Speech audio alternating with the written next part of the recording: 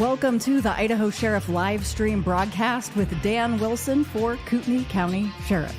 I'm your co-host, Donna Wilson, here to screen your questions and comments. Together, we focus our discussions on liberty without compromise. To submit a question or comment, just type directly into the comment section on whichever platform you're watching. And remember, for the best, most interactive, and full screen experience, join our Facebook or YouTube live feed. Also, thank you to those listening later on the Idaho Sheriff podcast. Remember to take a moment and share your live stream to your page or profile so that your friends and family can join in also. Now, here's the only candidate for Kootenai County Sheriff, endorsed by Sheriff Richard Mack himself and former heavyweight champion David Nino Rodriguez. This is Dan Wilson. Good evening, folks. Thanks for joining us. It is fair time. The fair, the Kootenai County Fair, is right around the corner starting on Friday. We have 10 days that I'm going to be down there waiting to talk to anybody in Kootenai County that wants to know more about Dan Wilson and his campaign. Thanks for joining us tonight. This is, of course, our 19th episode of the Idaho Sheriff Dan Wilson podcast. We're looking forward to your questions, your comments. Keep them clean, as Donna always says, but we need your questions. I'm not going to shy away from any question that you might ask. So, yep, we won't filter them unless it's using foul language or something to that effect. We've got people joining us there on Instagram. Remember, we love you on Instagram. We're going to keep toggling back and forth and include you in the conversation. But do remember that it is a little bit more interactive and full screen if you join on Facebook or YouTube. Evan on Instagram says, "Hey, brother, I'm Marine Corps active duty out here in 29 Palms. Just letting you know I support you and love your stuff, brother." Evan, thank you for your service. Stay safe, brother. And we've got a question coming in on Instagram. Fire away. Let's do it. Would you want to get rid of all deputies who came from California? Absolutely not. Oh, that's easy. I'm a merit guy. So if you brought substance to the team and you are lifting your own load, we definitely want deputies from all over the great continental United States. In fact, last time I checked, we are a nation of states, and each state has value. Each state has outstanding patriotic Americans, and I understand why people move from those communist states. That's what they are, communist states, and have moved to this great county in this great state in Idaho. And let me tell you, this is exactly why I'm running for sheriff, because I want to preserve this county and make it an example, a shining example for the entire country and the world to see what a united citizenry looks like, where we have equal protection under the law and due process, the rule of law. So you were just mentioning before that question that we're going to be at the fair coming up, which I think starts on Friday. Friday of this week. So make sure to stop by our booth and see us there. And you may also see me floating around. I know Dan's going to be like, really, Donna got this new toy and she just isn't going to give it up. But you may see me at the fair. We've got questions for you. We don't want you to shy away. As long as you're asking them questions. I always get nervous when you ask me questions. Are you from Kootenai County, sir? Yes, I am. Okay. This mic isn't hot yet. And a great shout out to the Dan Wilson campaign posse members, Ann and Jen and Quincy and Amy and Janet, and the list goes on and on. I started to feel like we were on the romper room. Look, I want to tell all of you, thank you so much. You guys have come in continually. You have lifted the heavy loads, and we're just so proud of you guys and having you on our team. You know, we had Athel Days last week, and Athel Days is an amazing event. Athel needs to be commended for the event that they put on. Not only did they have this great parade where we got to go downtown the great street of Athel, Highway 54, but we also got to hang out afterwards with folks in the fair. And I was not disappointed. It is the same patriotic, great Kootenai County citizens that we find all over this county that were there, and just a great event. So my hat's off to all who planned that Athel Days event. It was well worth it, and we thank you very much for letting us be a part of it. Also, Harrison, Idaho. Well, I was going to say about the Athol Days event. I don't know if we can give an award to the best community event, post parade event that was put on, because this summer we've been to all of them. Yeah. And I just want to reiterate what Dan said. You guys in charge of the Athol Days, whoever's on the committee or the coordinators of that was a fantastic event, from the vendors that you chose to the live music. Very well put together. Yeah. And of course, we're a little biased because we live in Athol, Maybe Idaho. that's what it And for maybe any of that's you what it is. outside of Kootenai County that wonder what is Athol, Idaho, that's Athol, Athol. Well, as I understand it, that was a lord from Scotland that came over here. And so they named it after this Scottish lord, the Duke of Athol. So that's You're probably giving trivia to the people who've lived here a very long they're gonna tell time me and still didn't know right. that. Yeah, they're No, you're probably gonna say. right. Come on, you're right. Okay, I interrupted you. So back to what you were talking Harrison about. got a chance to go down to Harrison, Idaho to meet with you folks in that community. And what I like about that community is they are getting prepared. We're going to talk a little bit later on tonight, or whenever we're broadcasting this. We're going to talk more about getting ready, getting to know your neighbors, and being ready for anything, prepared for the worst. But you know what? Folks in Harrison, great people. In fact, I have a very special Harrison resident who he's watching right now. He knows who I'm talking about, and it was just his birthday. So again, happy birthday, boss. Thanks for letting us come down and talk with you. Another comment coming in from Instagram, and this is on the heels of the question about deputies from California. But he says lots of retired LAPD homicide detectives are retired in Idaho, and I don't think they have the current trending attitudes. They love Idaho. So yeah, I agree with that. And of course, I've been misinterpreted by people that wanted to, put the kibosh on my campaign early on when I made some viral videos back in December. And I was specifically speaking about a certain group of Southern California law enforcement that tended to infiltrate up here in Kootenai County in the office of the sheriff and want to turn it into their business without having any of the other folks in this county part of it. So I've already said this 100 times, but I'll say it again.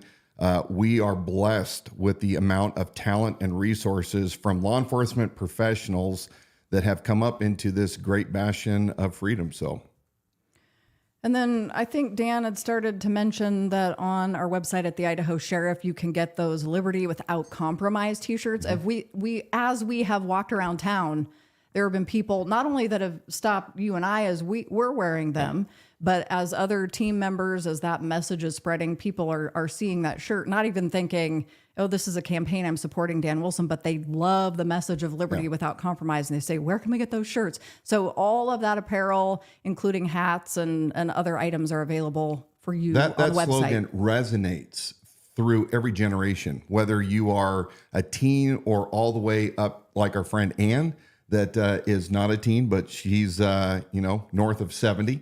But the idea of, as Americans, we have this great form of government that was formed by the consent of the governed.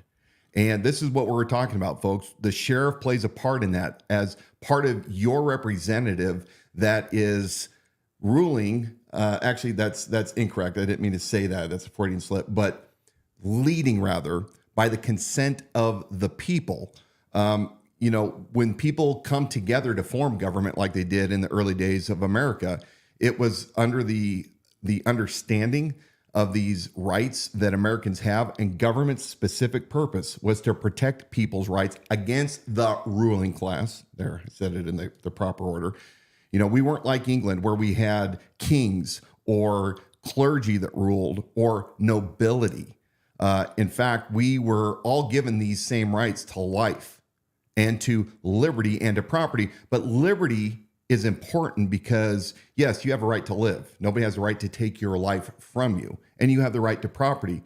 But it's your liberty to go around and do all sorts of things that you desire, things that you want to pursue, how you want to live your life, what faith you want to practice.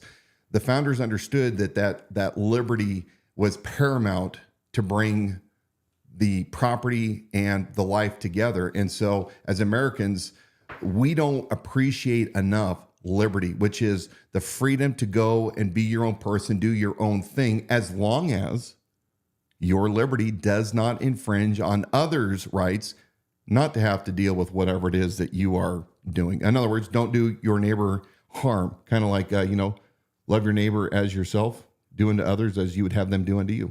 Yeah, and I think the real pandemic is that people have given away, as you often say, given away their liberty for a certain security or for comfort. Yeah. I'm reminded of that great Bible verse in 2 Corinthians 3:17. It says, wherever the Spirit of the Lord is, there is liberty. And that's very profound. And as Americans, many of us don't appreciate it enough. And many of us actually love it and understand how important liberty is. So, question coming in from Facebook from Liz Ann. Thank you for joining us tonight. She asks, I read somewhere that you are a constitutional sheriff, or you will operate as one. Is that true? And if so, what does that mean to you, and why is it important to us? Great question. So yes, I am a constitutional candidate for sheriff. Sheriff Richard Mack, who is kind of considered to be the neo-constitutional sheriff movement, when he sued the federal government back in the 90s over the Brady Bill and won that landmark decision, Prince Mack versus U.S. And that kind of set the limit once again as to what the federal government can do or what they cannot do with the local sheriffs as far as throwing their weight around. So Sheriff Richard Mack came to Kootenai County back in April to put on a seminar for law enforcement and for elected officials.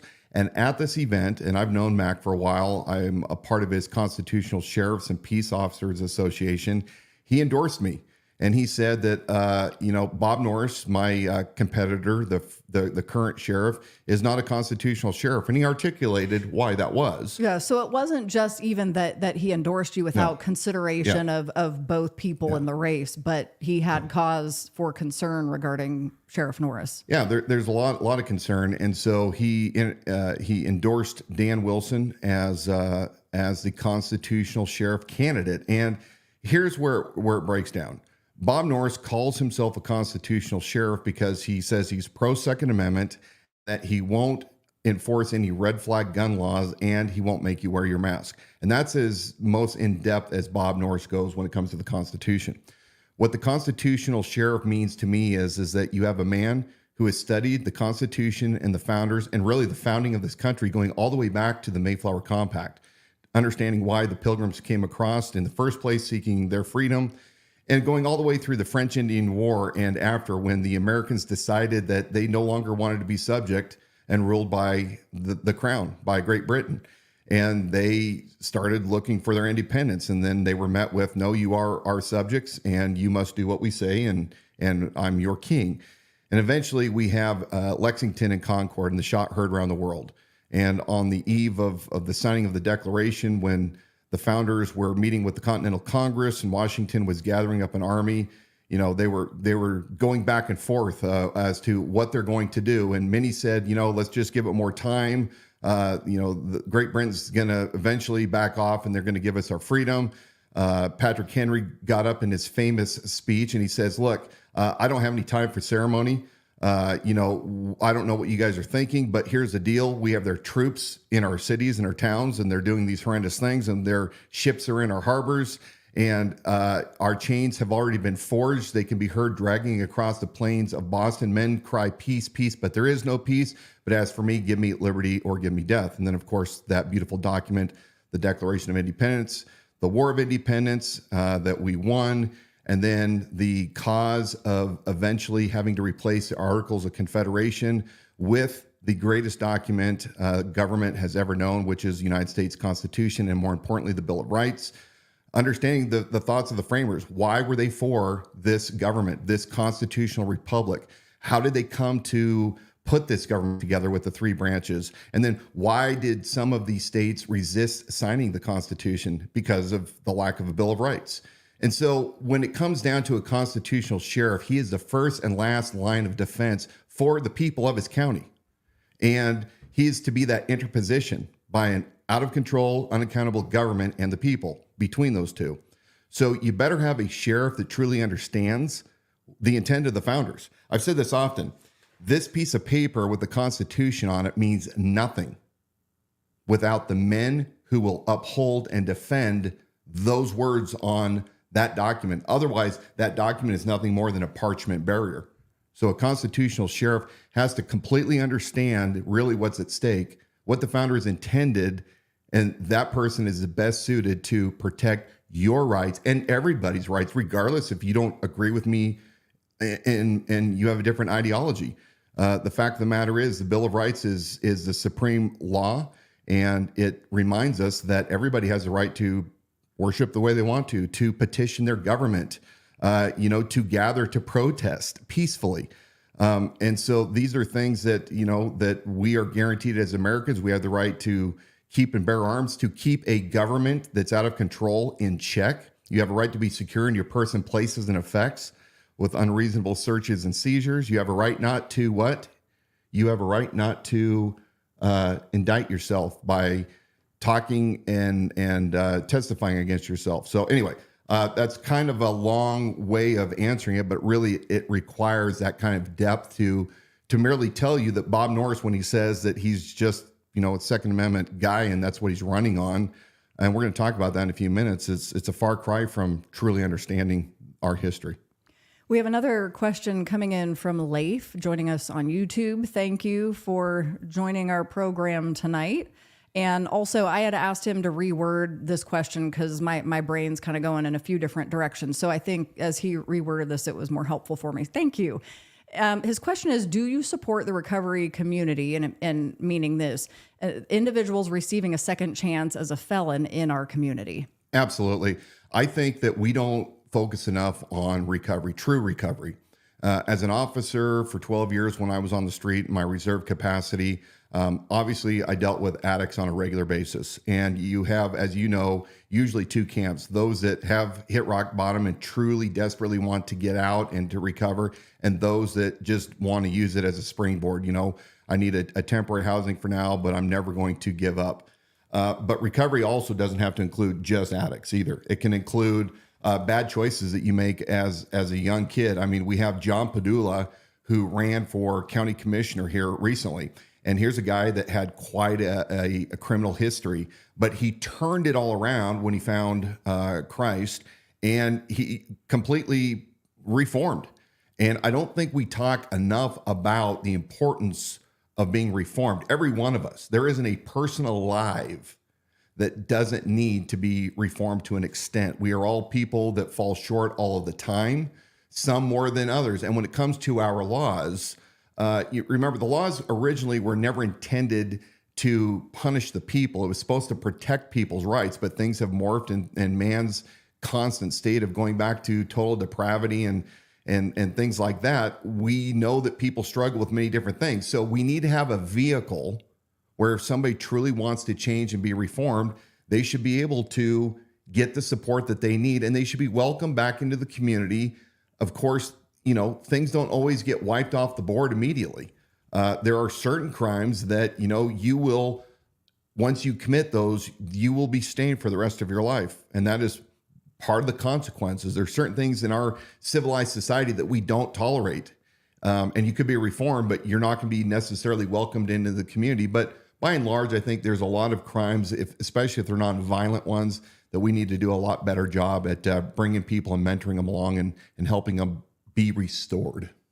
Another question from Brenda on YouTube. Thanks to you for joining us tonight. She wants to know, will there be a debate between the sheriff candidates? Well, you know what? I would love for you to address subject? This. Well, it's not a sore subject for me. I think it's one for Bob. In fact, I am certain it gives him diarrhea and indigestion every time somebody mentions it to him. But so here's what we're going to do. I'm going to share my screen up for you guys and show you a couple of things.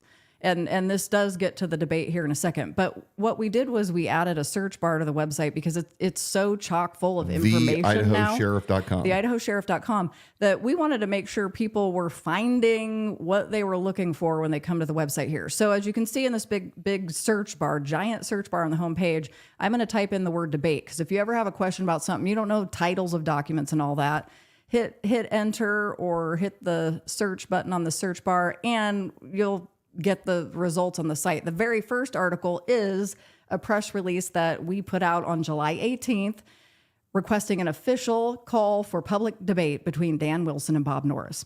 So a wonderful thing that you can be doing as a Kootenai County resident, if you're interested in having a debate, is you can reference that press release on our website and contact Bob Norris, contact his campaign, let him know that as a member of this community, that debate is a valuable thing. Start putting the pressure on, and you'll have the words that you need when you dig into that press release there.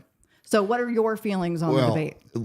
There has been many accusations that Bob already had a debate back before the primary and I didn't show. But we'll talk about this at a later date and time. It was not a debate. It was definitely not fair. And Sheriff Norris, under the color of his authority, demanded that we show up along with Bruce Matari. They had this dog and pony show. They even brought a prosecuting attorney, and they had all of their fans there and their merchandise. But it definitely was not a debate. There was no. Are we allowed to say that they even brought your estranged ex-wife? Well, they did do that. Yeah. Yeah. So a little kind of dirty. It was an event that I knew because, of course, anybody that studies the art of war knows how these things work. But what we're doing is saying, look, Bob, what you did, and Bruce, when you were complete buffoons. But thanks for the sound bites, by the way. We love the sound bites in the video. What we have is we're requesting an actual real debate as prescribed by the Fair Elections Committee. Why do I keep saying that? I say it every time, fair. Because we want a fair debate. Federal Election Committee. And they're the ones that set the standards, and we're going to follow it. But, I'm pretty positive that Bob is most likely not going to, because there's such an amount of arrogance with him and superiority. And remember, Bob and many people in this town believe that we have rulers. And I got news for you folks that forget this and you need a little lesson in Constitution 101. We don't have any kings in this country. We don't have nobility. What we have is we have elected representatives, and everybody gets to participate in these elections. And if somebody thinks that they can offer something better to the people, then they get their day, whether you think that they're a viable candidate or not. But there has been a certain segment of the GOP here locally who believe that Bob should be king. They've said things over and over for 10 months now that Bob doesn't need to be changed. Doesn't need anybody to challenge him. He's a great sheriff. Well, excuse me. Our founders thought differently, and it's absolutely disgusting for anybody that would dare to think that somehow we have a king that you guys all have to run interference for because he can't stand on his own. So it isn't that the local GOP thinks that you have opposing values, morals, ethics, or opposing constitutional views. It's not that, because you're a conservative candidate. It's that a lot of the feedback, not from all GOP, but a lot of the feedback has been from some of the Norris key players. Should not be. He should run unopposed. Yeah. I mean, we were getting that message. Let's remind the people that in early November, less than a month after I had filed with the Secretary of State, I had somebody in the KCRCC leadership come to another mutual acquaintance who wanted to send me a message. In fact, this is how stupid it is, right? This is how insane that message was. You should run for sheriff in Shoshone County, which is just east, because they have their words, they have a horrible sheriff in Shoshone. And I said, well, number one, I don't live in Shoshone County. Well, you should move. And when I started saying, well, where is this coming from? And they told me that the vice chair sent a message to them to tell me not to run. This is how arrogant these people are. And so that doesn't sit well with me. I am a principle man over party every single day, and I hope you guys are too. We're going to talk a little bit more about that. Thank you, Brenda, for that question. And then Lizanne, as we're wrapping up her question to you about a constitutional sheriff, she said, Sheriff Mack was exclamation points. I think she was surprised there, pleasantly surprised. Perfect answer. just what she wanted to hear. And you have our votes in our House now. Thank you. Thank you very much. Thank you. God bless. All right. So what do we know? A We had couple a things lot of other that stuff. that we got to do a little housekeeping. Yep. So I get asked this question. In fact, I was asked this at Apple. Why are we voting for sheriff again? Wasn't the sheriff just voted for? And the answer is yes in the primary. So whatever political parties were running candidates, they had a face-off, and the parties got to choose who through the. So the voting's odd here in Idaho. If you are a registered Republican, you vote for the Republican that you want to go to the general election. And in this case, there was two, Bob Norris and Captain Mike Bauer. And Bob Norris is the de facto winner of the GOP primary. But the independents like myself, we don't have a primary because, again, an independent doesn't belong to any party. So Bob and I will both be side by side on the ballot in November, and you absolutely have permission. You do not have to be an independent like me. You can be a Democrat, you can be a Republican, you can be a constitutionalist.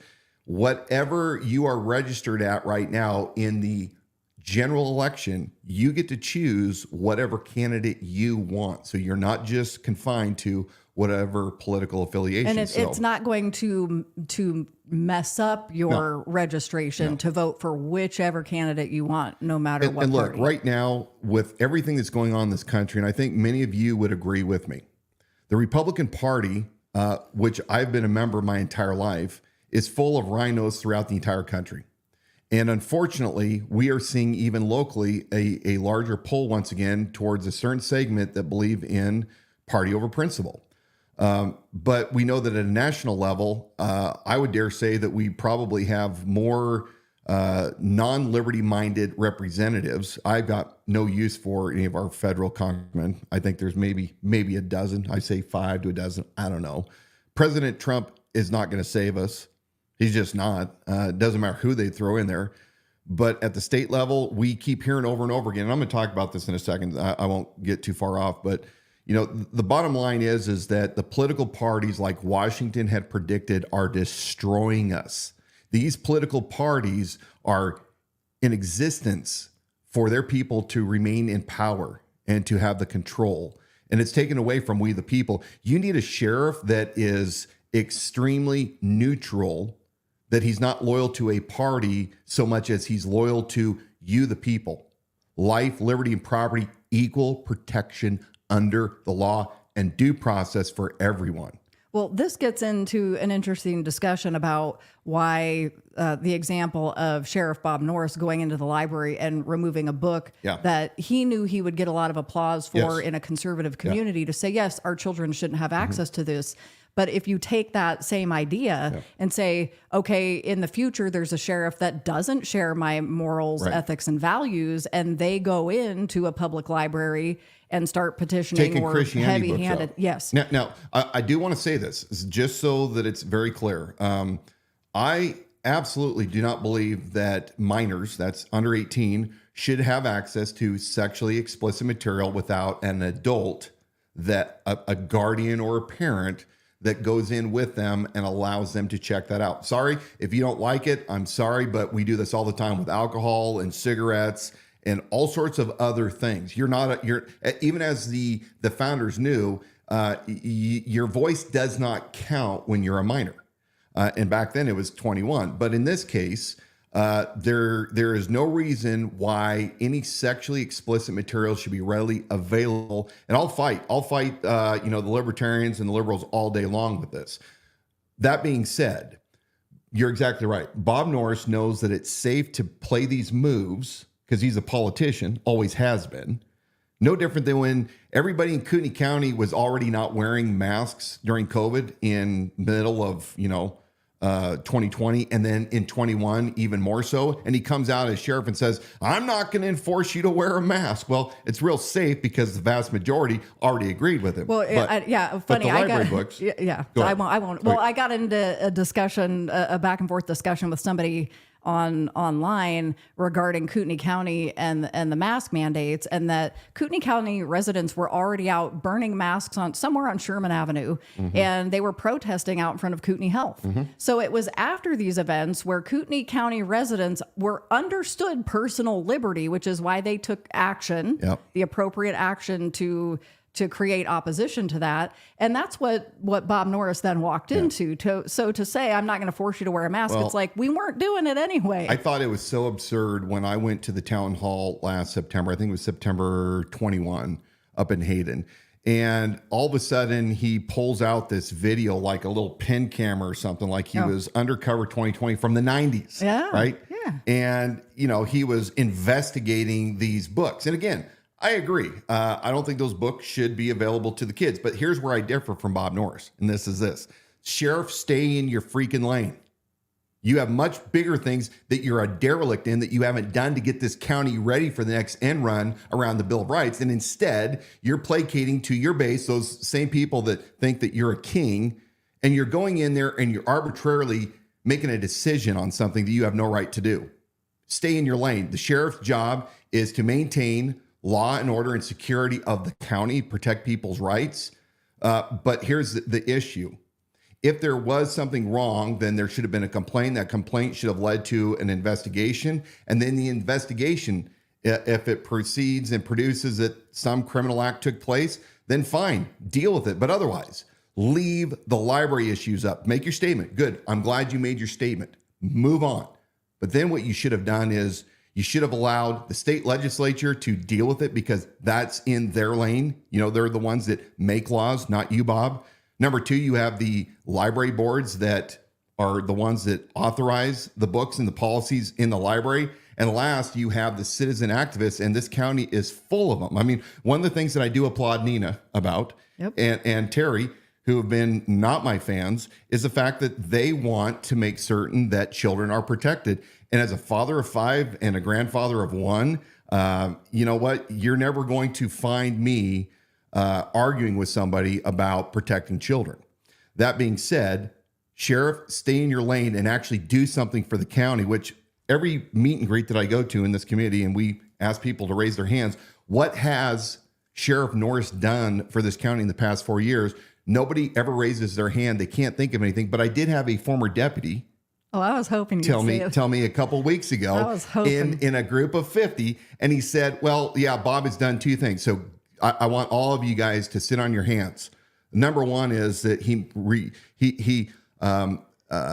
took the policy for wearing Kevlar vests in the jail and loosened those. So, I don't quite know what that's about. Well, I think they're heavy and they were causing health problems. They were causing health problems to the deputies. They probably having to see their chiropractor a little more often. Yeah, right. Okay. And then number 2, he lowered the standards for facial hair. That's right. Bob, you know what? My hat's off to you that you're able to do those 2 mighty things. And instead of actually running the county like you're supposed to, and, like staying on top of your policies and figuring out that you don't enter into contracts as a county sheriff with one of your employees and his private corporation that, by the way, I heard that 501c3 that we've not found any evidence of having existed for the Kootenai Regional Air Support Unit, the one that I've been bagging on Bob Norris for 5-6 months now. Mm-hmm. We never found any evidence, despite the fact that they told the Board of County Commissioners that it was a 501c3, despite the fact that they filed with the state of Idaho their business as a 501c3. We've never found any evidence that this 501c3 exists. But I heard a deputy who called me yesterday said, by the way, they finally got this 501c3 registered yesterday. That's another topic, another time. Oh, that's so weird. But I don't know what you're so worried about because I'm sure they have our best interest in mind. Well, Bob, I don't know why you're so Bob worried. is too busy with his deputy gang running around and causing chaos and pay-to-play schemes, which he's doing all over the county. Go to the idahosheriff.com to see the latest that we're talking about. We have so many records requests that we've put in, and we're not going to talk about that today because people need a break, but go to our previous episodes. You're going to find the crooked copter. There's way more that we don't even have on the website that's still coming out, but it's complete buffoonery. This whole program, when Dan Wilson is sworn in, is dead on arrival. And then there's going to be an investigation. And I understand, as deputies are reporting to me, that there is a contingency of deputies and staff inside the office, not a large group, but a fair amount, that are worried about terminations. They're worried because they know that when I get in there, I'm going to start finding out what all of you guys have been doing that has not been good, and people will be held accountable. And my entire transition team, those that know exactly where to look, they're going to be helping me, and we're going to root this stuff out. There will be zero place for corruption in the Kootenai County Sheriff's Office. I'm pretty sure the citizens, while that might be unnerving to people inside the Sheriff's Department, it's so important to keep the perspective that is such a small segment of the population, whereas the taxpayers in Kootenai County have to appreciate that. Yeah. You're wanting to root out corruption from the Kootenai County Sheriff's Office. You don't want that there. And look, the things that have been told to me by deputies, and it's funny how many more came out this week. There is a major problem in the Kootenai County Sheriff's Office with leadership and with Bob's inability to actually take care of his entire team. He only takes care of those that are on his team. There's still 21 deputies down in the jail. Bob keeps failing his jail inspections year after year. There's a lot of crap that's coming out, and we're going to continue to expose it as we go. Now, I want to talk about... Before you do that, I just want to remind everybody, you can drop your questions and comments into the comment section, even as we're covering other material, because we will come back to that. Got another question. Well, let's do the question real quick. So Brad on Facebook wants to know who's on your transition team. Mm-hmm. Not going to disclose that right now, but they include not only current sworn officers, and I'm going to say officers, so that way I'm not giving anything away, but sworn law men and women in the county that are well known, as well as former professionals and retirees. So we have a healthy transition team, and I'm extremely honored to have these men that are advising me and helping me with our final strategies. And look, we don't have any time to spare. Once I'm sworn in, we've got a lot of ground to cover, and it's going to be a tumultuous time trying to get everything back in alignment. But we're going to be successful because I believe the vast majority of the employees of the Kootenai County Sheriff's Office are there because of the calling. They are there because they're good people. They're doing the good hard work, and they are begging to get out of this tyranny that they are facing right now. And I use that word purposely, tyranny. And if you folks only knew some of the hurdles that I have to go through in my records request to find information, and the things that happen are, you and I know, it's like if you've had a kid and you ask them a question, and you didn't ask them a specific question, so they only answer it, but they knew what the intent was. We don't put up with that as parents. No. This is exactly, unfortunately, not the good folks that are working to pull the records, but this is right back at those responsible in the sheriff's office with allowing the information to be disseminated. So, this is part of the problem. We're rooting out what's going on slowly, bit by bit by bit. And some of it is so vast that it's hard for the average person to comprehend. So we have to kind of summarize it. But we are finding stuff all over the place. And, the deputies are sick and tired of it. Those folks that have been trying to do a good job are sick and tired of, if you dare speak out, and this is going to roll into what I'm going to talk about next. How many deputies told us this week that if they dare vote against Bob, there is retaliation? If you dare to say something that Bob doesn't like, he finds a way to make life miserable for you or to put you out on the curb.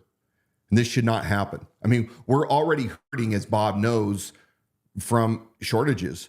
And I know that former deputies have contacted me as well who say, look, if you're a new sheriff in town, we would gladly entertain coming back. Meaning they left that current administration under Bob Norris. Yes, a lot. So it's not the picture that's being painted by Norris and his administration. People sure are walking. But, there's a retaliation factor. And again, we don't have any room for that in Kootenai County. this retaliation, this, if you dare speak out against me, you will suffer my wrath, is absolutely unacceptable. And I never worked that way in my companies. It's definitely not acceptable in the public sector, where your job is to secure people's rights to life, liberty, and property. If you can't even take care of your own people, to give them the same, due process, if you will, to treat them equally. And of course, if you have ability and you get promoted, that's what we're supposed to do. It's supposed to be merit-based. But I'm going to talk about this threatening stuff a little more. I have been talking about this for quite a while, but I want to go in greater depth. I am getting really, really tired and absolutely angry about all the people that come to me on a daily and weekly basis that say, we can't let anybody know that we're supporting you. It's become that absurd. They say, well, in November, my pen goes where my pen goes. Right. But I can't talk about this right now. And why aren't they talking about it? What is the two reasons why? Well, you got a couple of reasons. You got their own party that's against them. Mm-hmm. So I want to recall folks to this, and we're going to talk about this in just a second, but I'm going to continue this thought before I go to the slides. We know that we're supposed to be, as Americans, and especially as those that call themselves Republican, of course, I'm an independent now, but I keep referring to the party that I used to be. We're supposed to be people that are free thinkers, and nobody tells us what to do. We're supposed to be the party of principles. And in our state platform, we talk about this.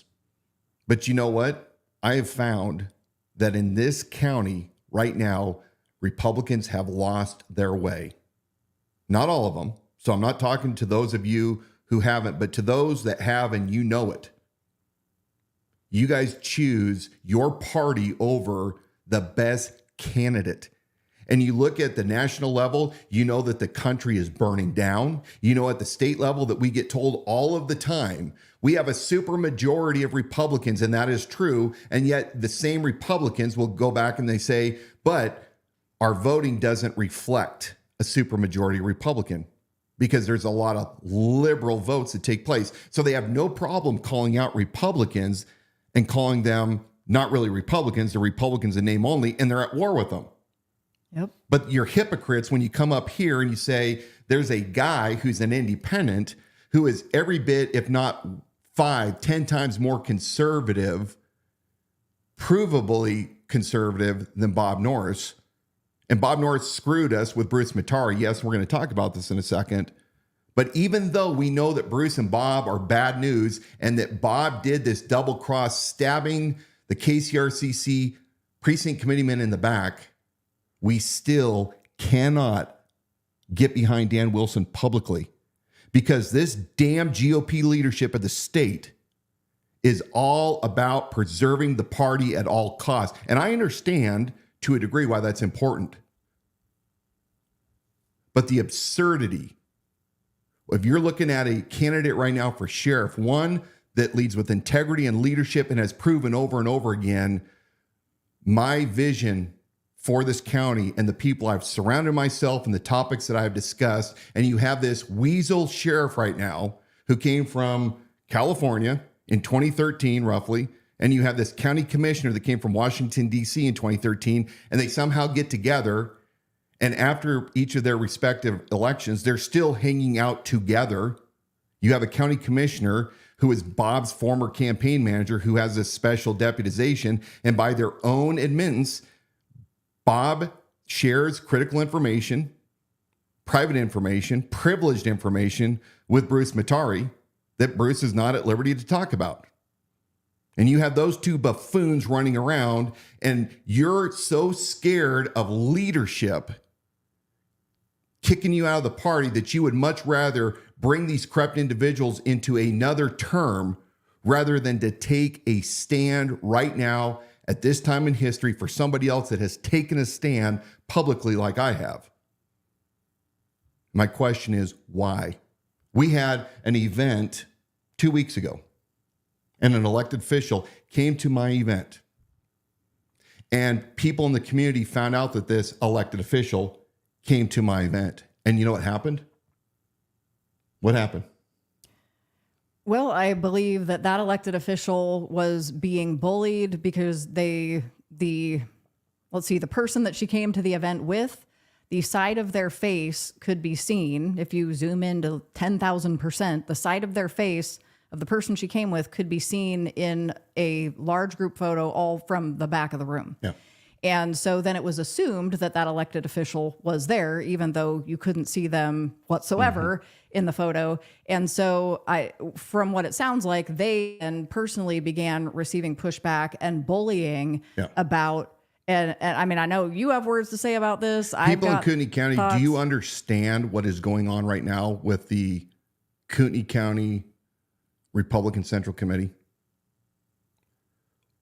Do you guys think that it's appropriate for an elected official who, by the way, is a public servant? You think that it's wrong for anybody to just go and listen to what somebody else has to say? Have we fallen this far and become the very people that we used to say that we were against? And just to make sure we're fully painting this picture, this elected official didn't come to an event, stand next to you, do a thumbs up photo, have a written endorsement, make a statement. They came to listen. And so that's where I'm like fully in support of what Dan is saying on this one. Where are we? What have we done that you cannot even go and hear what a candidate has to say? I mean, Jeff Tyler, and I think we should pull up that slide. I think it's slide number 1. Recall that Bob Norris was fully, we don't call it endorsed, recommended by the KCRCC. And Bruce Matari was recommended 2 years ago. He's in the middle of his 4-year term. And right before the primary, Bruce Matari, county commissioner, sent a letter to all the PCs, and that's the precinct committeeman. What is a precinct committeeman? Precinct committeeman is think of it like this. Your neighborhoods are split up geographically into these small little borders. And each one of these is a voting precinct. And whether or not you know it or pay attention, when you go to vote, depending on the year and the term, you vote for your PC. Those PC committee people then go and represent you at the county level. And then the county chooses delegates to the state level and the state to the federal. Well, part of the issue is that Bob and Bruce, well, I'll say this. Bruce sent out a letter to all the PCs before they were going to vote on who to suggest on their big mailer that they mail out for Kootenai County residents to see and check, because, we're so lazy, we don't actually vet our own candidates anymore. That's where we're at.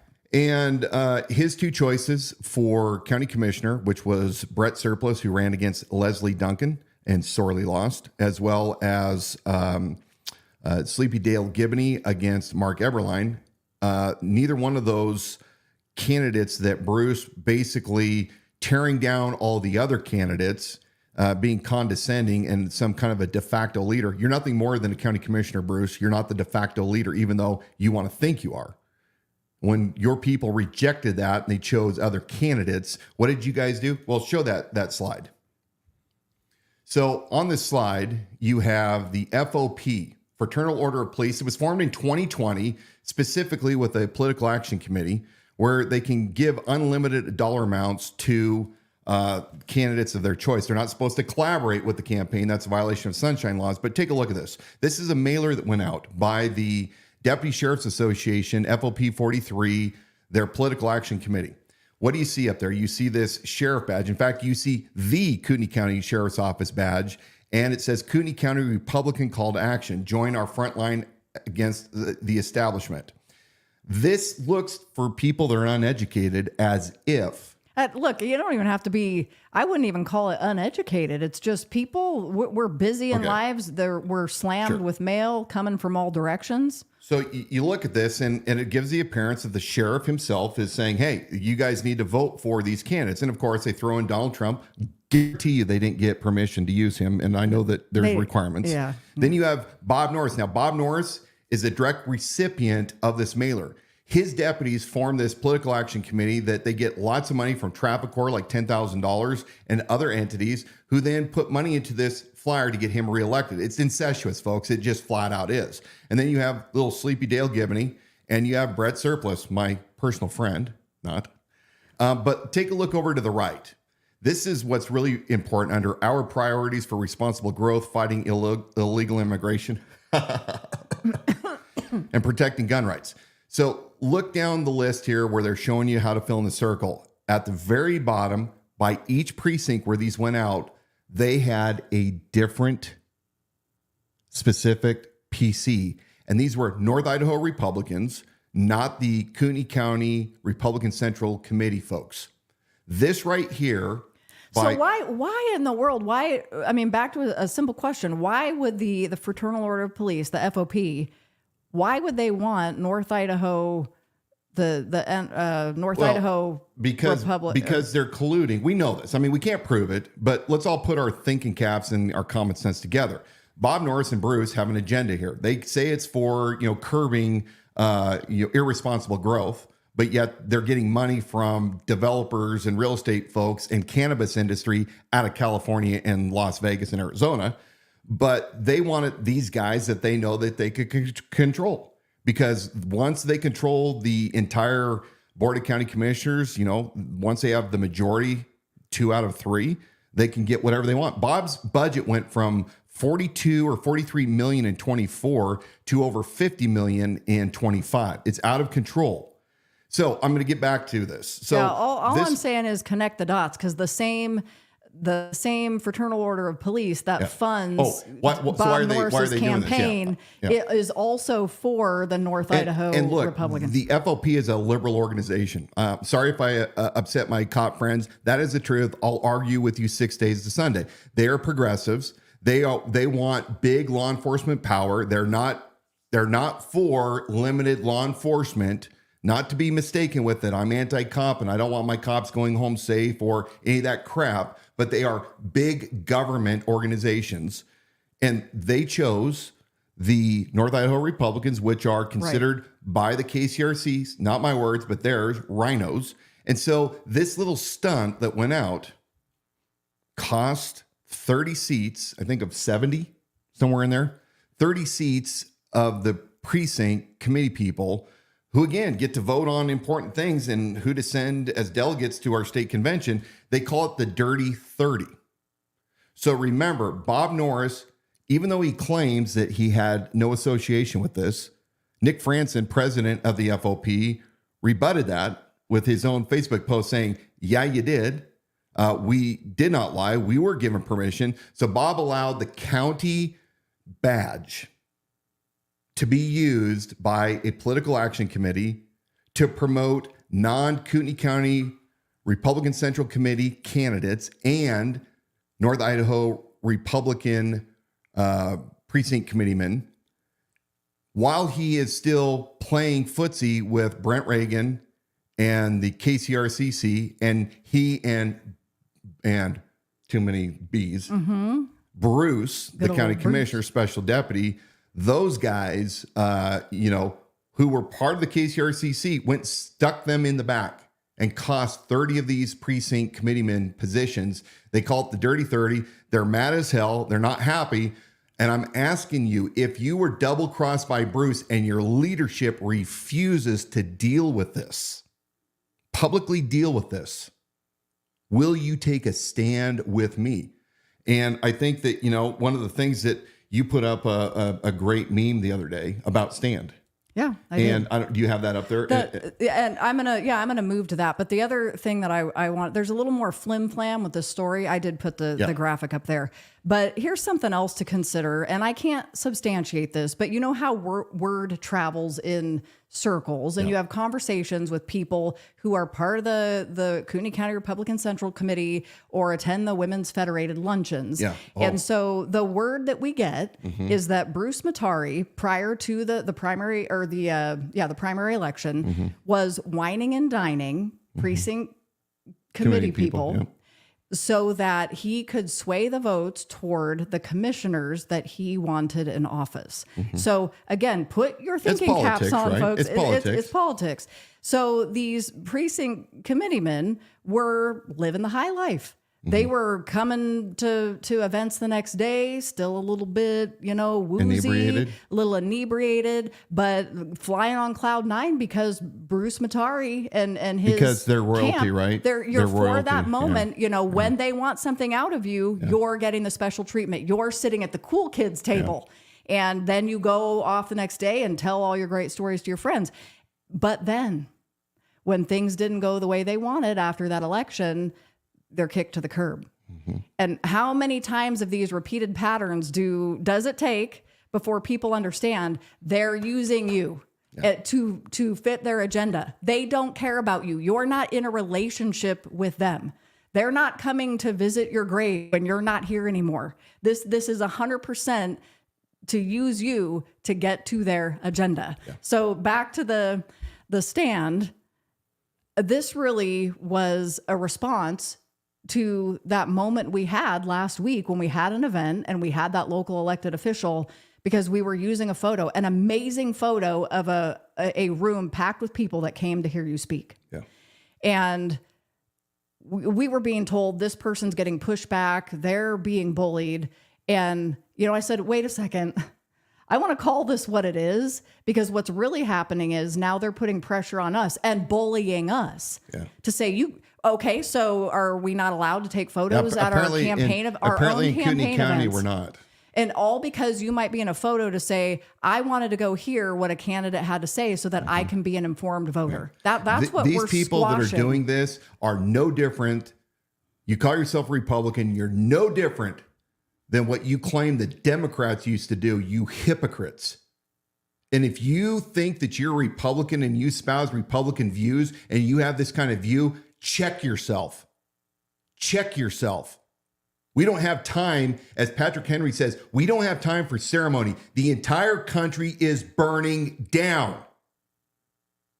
And you guys think that somehow Trump is going to save the world? He's going to save the country?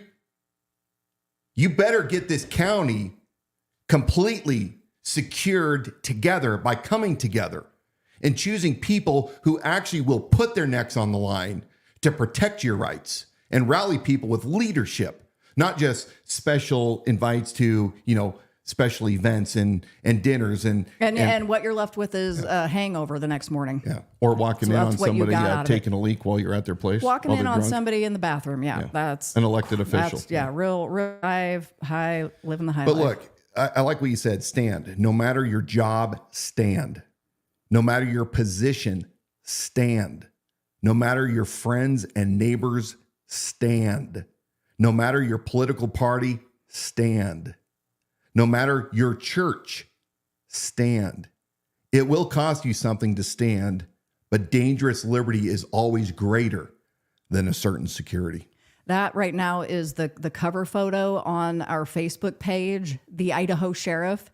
One thing you can do to stand and help spread that message is go to that photo and make it the cover photo on your Facebook profile. Share that message. If you're saying, look, I want to do something and I don't have money to give, which we do desperately need, but I want to do something.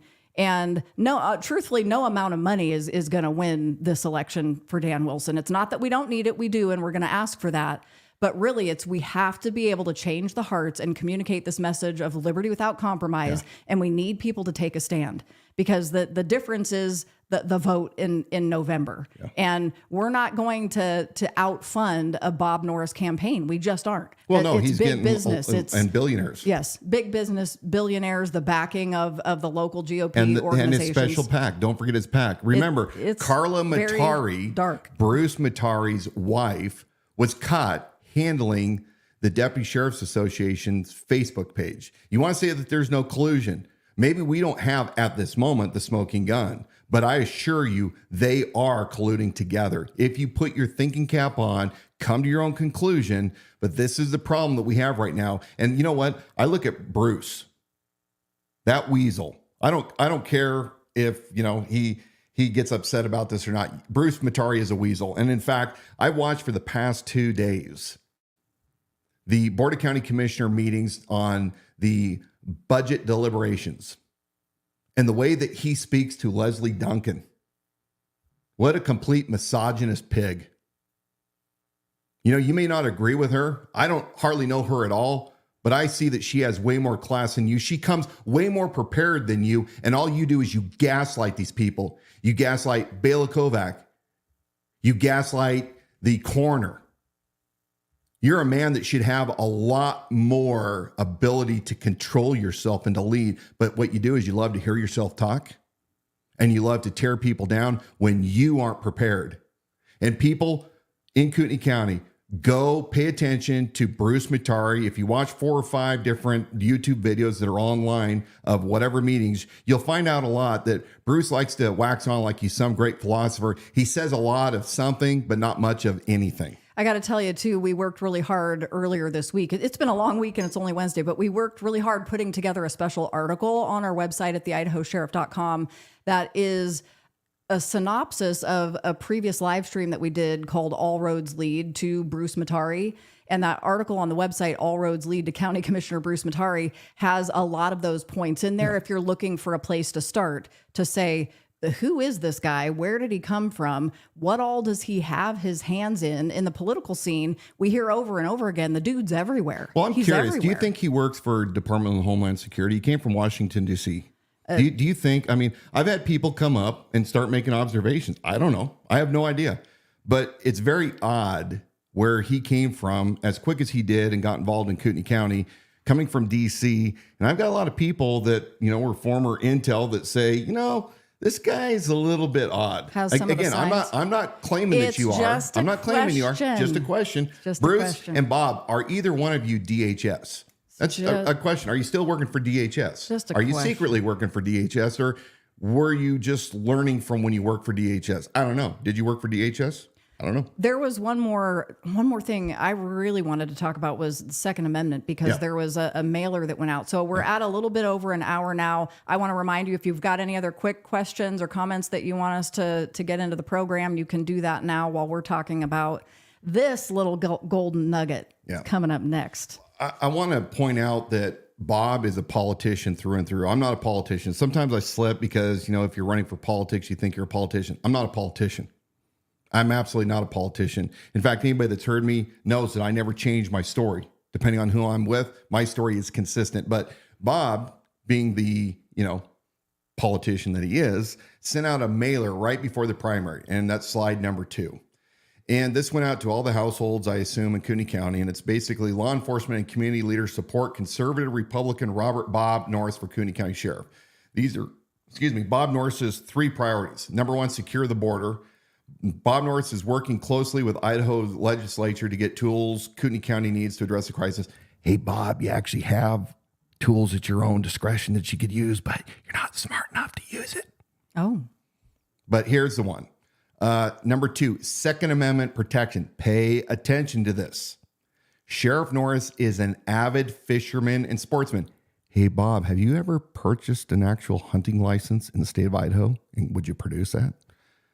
That's why local outdoorsmen and women stand with Sheriff Norris. He defends our Second Amendment rights. The outdoorsmen and women stand with Sheriff Norris. Here's a little primer, Bob, on the Second Amendment. They like to hunt. Second Amendment, Bob, even though you're placating and trying to get votes, Bob, has nothing to do with hunting and fishing. Now, it's great if you can use a firearm or rifle for hunting. Most people around here seem to use bows. But besides the point, the Second Amendment has one purpose and one purpose only, and that is to repel an overreaching, out of control government, period. The founders knew this. They experienced it firsthand. That's why they put it in the Bill of Rights. That's why it was fought for by those states that didn't want to ratify the Constitution. Don't you think that mailer, though, played a little bit nicer to those more liberal constituents that are in the downtown Coeur d'Alene area? Say what you mean and mean what you say, which is this. I don't care. Sue me. If you don't like it, turn me in. Here's what I'm going to tell you. Here's what I'm going to tell you. The Second Amendment is 100% to keep the government in check, period. It is to protect all of the other Bill of Rights. The Second Amendment is non-negotiable. Now, you've never heard Dan Wilson running and saying, I'm a Second Amendment sheriff. You know why? Because a sheriff should uphold the integrity and the sacred honor of all of the Bill of Rights equally. except for maybe, housing troops in your home, by the 30 minutes. Well, pretty soon that's going to be illegal immigrants. Yeah, right. But here's the fact of the matter. Here's my position. I believe that every citizen that can in Kootenai County should be armed. I think absolutely you should be armed. And I also think that you should be trained, because if you don't know how to properly use a firearm, you're not going to be any good to yourself. As somebody who carried a gun professionally for 12 years, I did a lot of training, and I understand that it's a perishable skill. And to that end, my belief is, because I want everybody in Kootenai County that can be armed to be armed, I want us to be the most heavily armed county in the entire country. I believe that the sheriff's office, Bob should have been doing this, but he wasn't smart enough to do it. At least twice a year, we have citizen range days where we bring in firearm experts who can safely instruct people who want to learn how to safely and effectively use their firearm.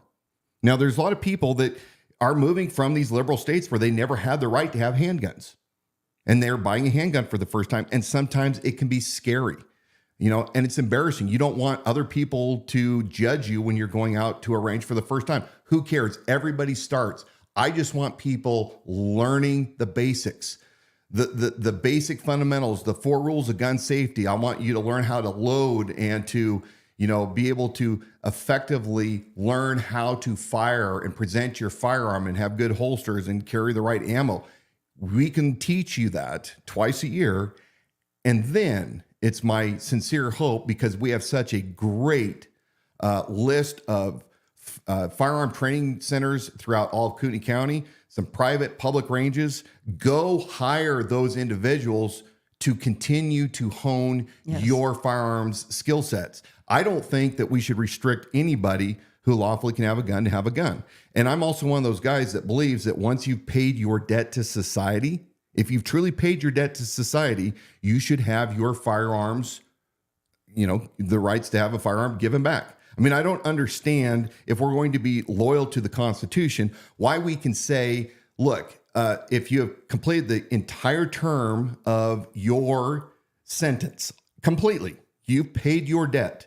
I don't understand what the argument is where somebody says, well, this person might have a propensity to go and do this again. What about this? And what about I'm that? sorry, Special conservatives, scenarios. this is going for you guys too, because you have this argument, and this is my sincere belief, which is, if you didn't make the sentence harsh enough for the crime that they committed, that's on the judicial system, that's on the state legislature, that's sentencing issues. But otherwise, look, on the streets, I could not take somebody that had completed the terms of their sentence. They're no longer on parole. They're not on probation. And I couldn't go and toss somebody down and go through their pockets and do an illegal search.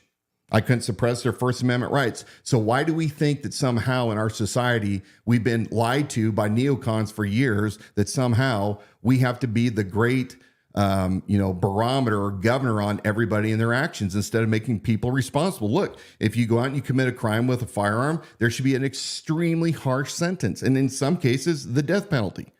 But when it comes to restoring people's rights, this is kind of like we were talking about restoration early in the very beginning. Yeah, we were. And I know, but I'm such a liberty-minded individual, and I don't make these laws, but I do believe that we should have the right.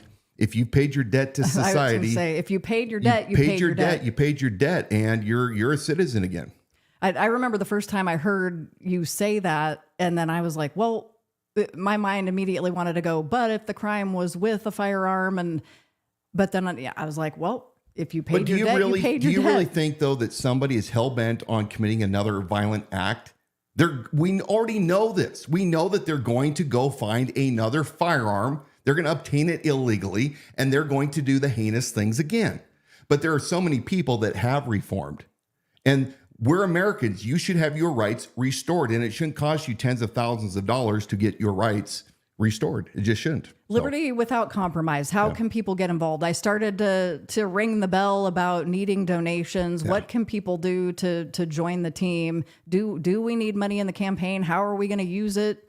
Are we going to use it judiciously? Yeah, I think we've been extremely conservative because we've understood from the beginning where we were. We've never had any ideas that we were going to be the biggest money train. But hopefully people understand the message, and the message has to be infectious. It has to spread not only right here in Kootenai County, but I want to be an example for all of the country by those individuals that are right now sitting down going, I don't like who we currently have. They're not really serving the people. They aren't constitutional, but I don't want to get involved. Get involved. I didn't want to do it. And yes, you will face blowback. You'll face all sorts of things, but get involved and then spread this message of liberty without compromise. Like our stuff. I can't express enough how important it is in order for us to get our message out for you to like. If you go onto our page and Instagram, our stories, whatever you see, like it and then send it and or comment. Instagram started throttling me back in March, April. Out of the gate, it was really strong. Yeah, we were over almost 12,000. I think it was, or 11,000. In a very short period of time. And some of my posts getting almost 1 million views. And then we started getting throttled, and we've been losing. And I found out that Instagram actually will take your followers that they think are spam. And if you don't go in and check it out, they'll just toss them and cut them out. Have to manually we're losing keep about them in the fold. 100 or 200 per month. So like our stuff, spread the message, but more importantly, volunteer. Sign up to our citizens, or I'm going to say this wrong, our campaign posse at the idahosheriff.com. We're using folks right now for helping us at the fair. We're going to be doorbelling. We need lots of people to come out and help us walk the entire Kootenai County. I'm an introvert, though, man. Then you can help. We have all sorts of things that we're doing with mailings. If I'm an introvert, yeah, we have mailings. We have every kind of position open that you can think of. Send your contact information into the Idaho Sheriff. Join our posse. It's easy. Spread the word through our merchandise. We've talked a lot about liberty without compromise.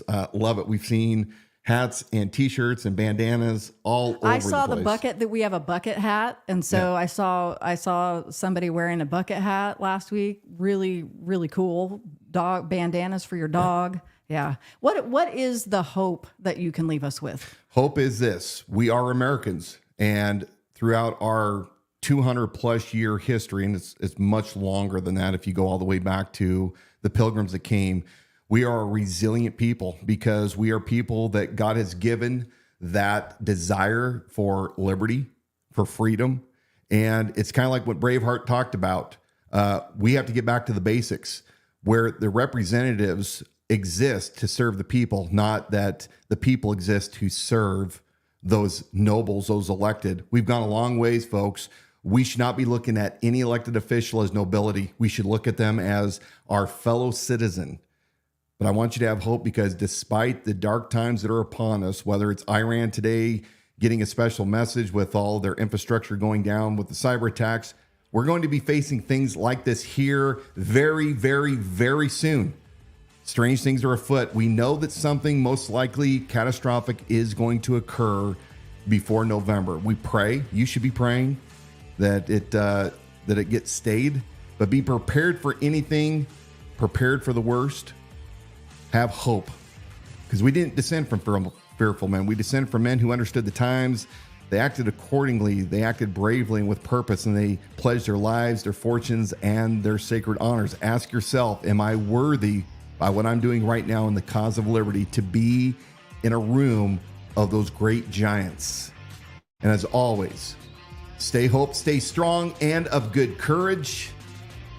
God bless you all. May God bless the United States. Good night. Take a stand.